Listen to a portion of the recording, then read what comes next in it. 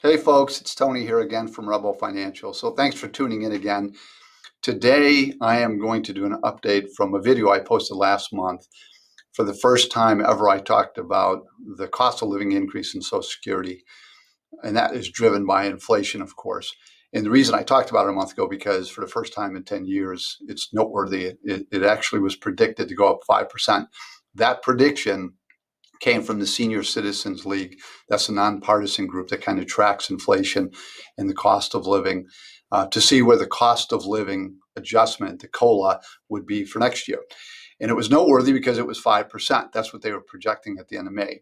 Now at the end of June, when I thought it would either level off or go down, it's doing the opposite. It's up to 6% now. So that's the prediction for Social Security COLA starting for the 2020 year. So what I wanted to show you, because this is a CNBC article that I saw, and I thought this was interesting. And keeping in mind, these are the percentage increase from things that CNBC is saying from a year ago. There's 20 items. But you have to remember that a year ago, so many industries were really down in the dumps because of COVID. The first one that sticks out, and anybody who's rented a car would know this.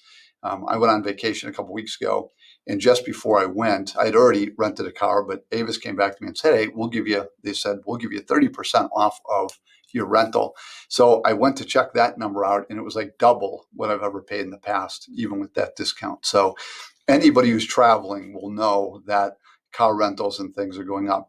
Used cars are really going up in large part because of the squeeze on new cars. And new cars are getting squeezed because of chips. The chips that go in a car, an average car has like 1,000 chips, and those chips take like 3 months to make. And so people think, we had this, kind of pullback in the economy, so maybe chip makers went down. They did not. They just shifted the chip making to other things like our washers and dryers and other household items and things like that. So now they're trying to squeeze room in to make chips back for the automakers, and they don't have the capacity. So it's a long process. It takes like 3 months to make an actual chip.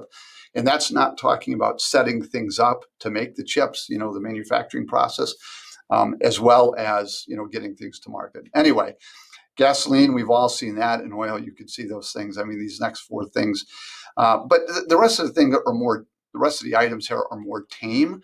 But, so many of these things are so common to people, especially the gas, that's in large part what is driving prices up. So we will see. I also saw another report, the Fed has stated they still are not changing any of their policy. They really think that this is a blip that we're going to see for months, if not the rest of the year, and then it's going to return to normal. So after that, you're probably not going to see this type of increase in the COLA for years to come. But who knows? Maybe the Fed's wrong. Maybe what we're seeing is going to stick with us. So anyway, a little bit of an update. I appreciate it. If you like this, hit the like button, subscribe if you can, but otherwise, we'll see you next time. Take care.